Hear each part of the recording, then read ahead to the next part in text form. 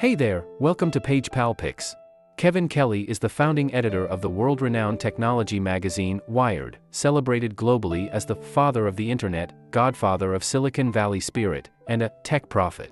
As early as 1994, in his book Out of Control, Kelly predicted many of today's hot technologies: cloud computing, the Internet of Things, online communities, virtual reality, the sharing economy, virtual currencies, and more. What does 5,000 days represent? It's a little over 13 years, roughly the time since the launch of the iPhone, the era of social media brought about by Facebook, and the period from the widespread adoption of the internet to the beginning of the social media age. Electric cars are quite outstanding new products, and their popularity is growing rapidly, showing strong momentum in replacing traditional cars. Currently, the number of charging stations is still somewhat limited, but it is continuously increasing. In another 5 years, it is estimated that the majority of newly launched cars will be electric. If electric cars become more widespread, who will still go to gas stations? In today's rising fuel prices, ordinary households often spend hundreds of dollars at gas stations. With the popularity of electric cars, changes will occur in charging stations and home power systems. Low carbon emissions will become mainstream. Despite the possibility of lower gasoline prices and the fact that wind power, solar power, and nuclear power technologies are not yet mature enough, I believe these technologies will eventually become crucial means to address environmental issues. Silicon Valley is bound to lead the new wave of autonomous driving cars in the future. Although we have already developed autonomous driving technology, achieving full autonomy will still take at least 10 years. This timeline may be longer than we imagine, and it will likely be achieved in stages. For instance, initially, we might see dedicated lanes for autonomous vehicles on highways or the application of autonomous driving technology in long-haul freight trucks. Autonomous parking functions could be used in parking lots.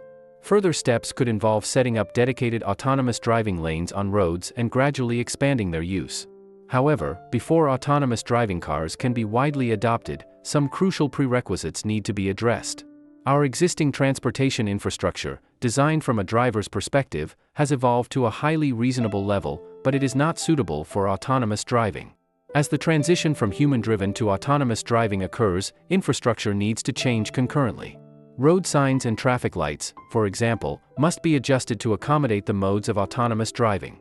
In the initial stages, we may have to allow both modes to coexist. The most significant obstacle to the widespread adoption of autonomous driving technology is the coexistence of these two driver communities, rather than an immediate shift to a single autonomous driving mode. We cannot settle for 99% safety, we must strive for 99.9999% precision. Achieving 98% safety is not difficult, but as we progress, the difficulty increases. After the main roads are revamped, all the back alleys and side streets also need to be updated. The final portion is the most challenging and time-consuming, making it extremely difficult to achieve the breakthrough needed for the remaining less than 2%. New technology can use imagery to recognize real space, making it possible for all things to be semantically connected, advancing from the Internet of Things to the semantic web. It not only understands words and concepts but also comprehends the logical relationships between them, organically linking the world.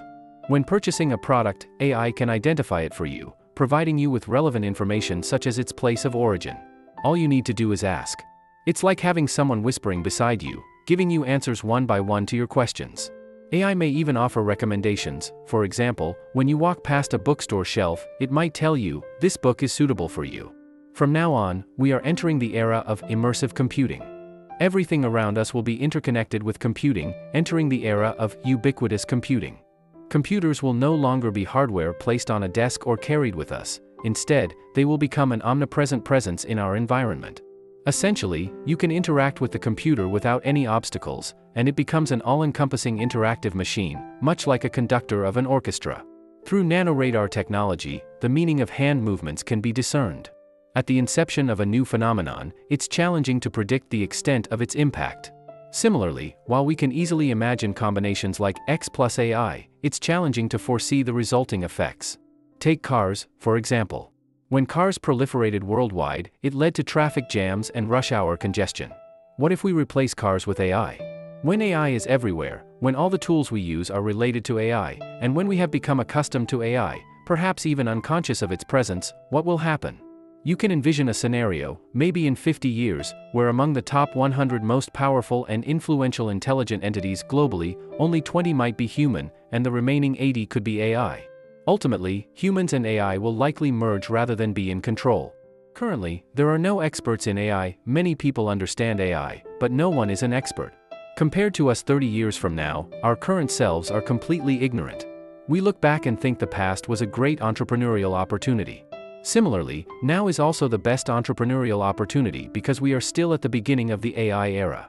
In recent years, I have been advocating for the AR mirrored world, which can provide a necessary platform for more complex production collaboration. In the foreseeable future, it is possible that millions of people will be simultaneously involved in a single task. A similar scenario is depicted in the movie Ready Player One, directed by Steven Spielberg. The mirrored world can be seen as a globally expansive, cascading structure involving millions of people simultaneously. Each person is situated in their respective region but also coexists with individuals from all corners of the world within a virtual Earth-sized environment. In about 10 years, it is estimated that intelligent glasses usable in the workplace will emerge. The mirrored world will extend beyond office settings into various scenarios such as mechanical repair, factory training and labor, product design, and more. It might even enable large enterprises to move away from desktop computers and could likely make its way into educational institutions. In the near future, all real-world elements like roads, houses, and buildings will display their digital twins in the mirrored world. Wearing smart glasses will overlay images onto the actual scene, applicable in various scenarios such as gaming, navigation, teaching, training, and more. AR and VR can drive collaborative efforts, leading some to speculate about the possible obsolescence of traditional organizational structures like companies. There are even predictions that freelancers will increase in number, and the gig economy, characterized by short-term or freelance work, will drive economic activities, fostering the development of the so-called gig economy. Meanwhile, the number of freelancers is expected to grow. With the global population continually increasing, this trend may persist for at least 50 years. What we truly need to focus on is whether new organizational forms will emerge in the future. If the answer is yes, what would these new forms look like? People might engage in loose collaborative relationships without a dominating hierarchy or authoritative figure. In some sense, this form resembles non-profit organizations. Each individual would find the type of work they want to pursue, opting for a different model outside of traditional companies. If we add tools like blockchain, Wikipedia, GitHub, and others to the mix, collaborative production will become even more convenient. In the future, more and more people are likely to join remote collaborative production, and with this shift, we can expect the emergence of more incubation institutions. Biotechnology is the next revolution after artificial intelligence, and in fact, this era has already arrived.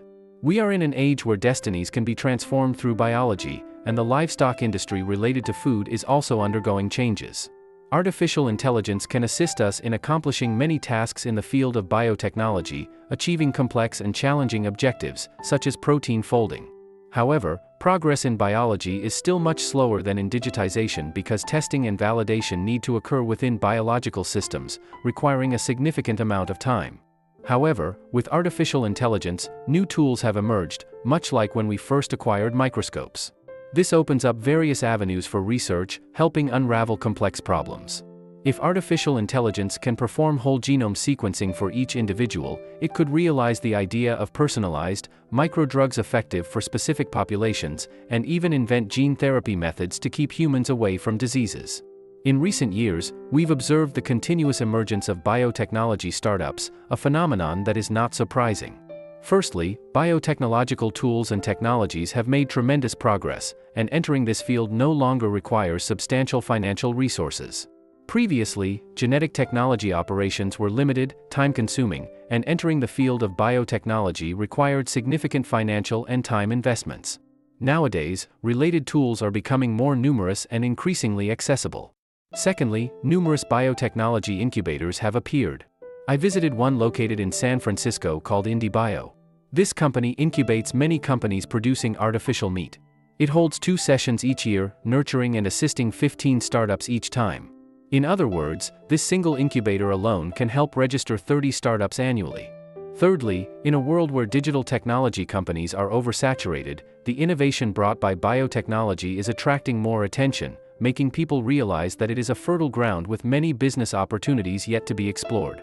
Comparatively, competition in the field of biotechnology is not as intense, and there is no apparent trend of homogenization. Fourthly, obtaining funding will be simpler. As society enters an aging phase, the willingness of people to pay for health is increasing. Therefore, many people are willing to invest in biotechnology, making it easier for related companies to secure funds for development. I believe that in the next 100 years, the development of biotechnology will become as widespread as today's computer technology. Over the past 200 years, the human world has seen gradual improvements and progress each year, step by step leading to today. Although the annual rate of progress averages less than 1%, the key is that progress has never stopped over these 200 years. Continuing with small but consistent improvements is the power of compounding over time. If you found these insights valuable, let me know in the comments below, and don't forget to hit that like button and subscribe for more content.